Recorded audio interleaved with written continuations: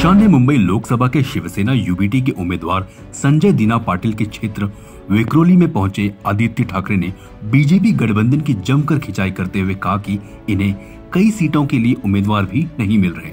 जब तक बाला साहेब ठाकरे और उद्धव की शिवसेना बीजेपी के साथ थी तब यह स्थिति नहीं थी।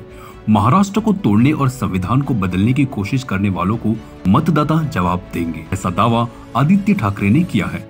उन्होंने मतदाताओं से आह्वान किया है कि जो महाराष्ट्र के विकास की बात करेगा उसी को सत्ता में लाओ।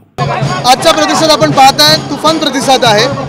साधारणपणे आपण बघताय सगळ्यांचे आशीर्वाद हे शिवसेना उद्धव बाळासाहेब ठाकरे पक्षाबरोबर आहेत आणि संजयजी तर आपल्याला माहितीच आहे, जोमाने काम करणार, जोराने काम करणार आहेत, सगळ्यांची सेवा करण्यासाठी तयार आहेत। दिल्लीतून 21 जागांच्यावर उमेदवार आज घोषित करण्यात आले आहेत। सर्व एकंदरीत महाराष्ट्रातल्या सर्व लोकसभा जागा आहेत या आज उमेदवारी घोषित झाली आहे। हो, आज शिवसेना उद्धव बाळासाहेब ठाकरे या पक्षाचे आमचे सगळे अधिकृत उमेदवार इंडिया आघाडीतले घोषित झालेले आहेत आणि याचा प्रचार आम्ही सगळीकडे सुरू केलेला आहे। आजपर्यंत ईशान्य मुंबईतून भाजपचा उमेदवार दिला जायचा, ही जागा होती युतीत लढवली जात होती, मात्र पहिल्यांदाच ईशान्य मुंबईतून शिवसेनेचा आपण पाहत असाल महाराष्ट्र हित वर्सेस महाराष्ट्र द्रोही असं ही लढाई होत चाललेली आहे। आम्ही महाराष्ट्र हिताच्या बाजूचे आहोत, महाराष्ट्र हित म्हणजेच देशहित हे पाहून आम्ही पुढे चाललेलो आहोत आणि महाराष्ट्राचा आवाज बुलंद करण्यासाठी आम्ही या जागा लढत आहोत। उद्या आपण बुलढाणा जिल्ह्यात जाणार आहे, बुलढाणा लोकसभा मतदारसंघाच्या एक उमेदवारी अर्ज दाखल करणार आहे। कसा हा दौरा? आमचे उमेदवार सगळीकडे ठरलेले आहेत, स्पष्ट आहेत, लोकांसमोर आहेत, पण जे काही एनडीए अलायन्स आहे, मग त्याच्यात भाजपा आहे, ईडी, आयटी, सीबीआय, मिंदे गट आणि अजून एक गद्दार गँग आहे,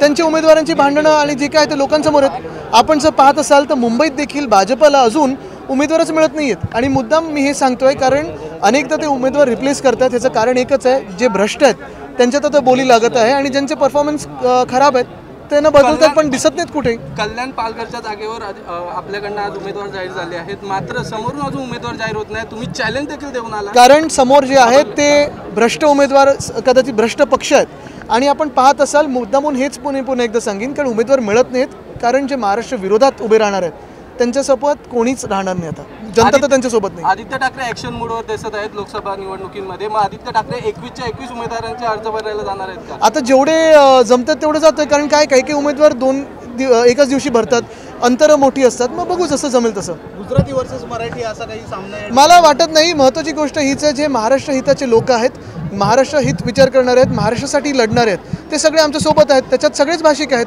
पण मुद्दामून मी एक तुम्हाला आवर्जून सांगतो, एक जे गेल्या 2 वर्षात आपण पाहतोय की एका विशिष्ट राज्यात सगळे उद्योग इथून पाठवले जात आहेत, त्याच्या विरोधात आम्ही नक्की आहोत। आमचं भांडण कुठच्याही राज्यासोबत नाही, पण आमच्या हक्काचं जेव्हा दुसऱ्या राज्यात देतात तिथे आम्हाला दुःख होतं आणि तिथे राग येतो, त्याच्या विरोधात लढायला आम्ही दिल्लीत आहोत। सर, एक तरफ जेल या जॉइंट पॉलिसी आपने बात कही, दूसरी तरफ आज जळगाव के जो बीजेपी के मंत्री नेता थे उन्होंने आज जळगावातले खासदार जे आहेत ते आमच्या भाजपचे होते, ते आज आमच्या शिवसेनेत आलेले आहेत। याचसाठी आलेले आहेत कारण त्यांना देखील हे दिसलेलं आहे की भाजप जी आहे ती महाराष्ट्राच्या विरोधात काम करत आहे।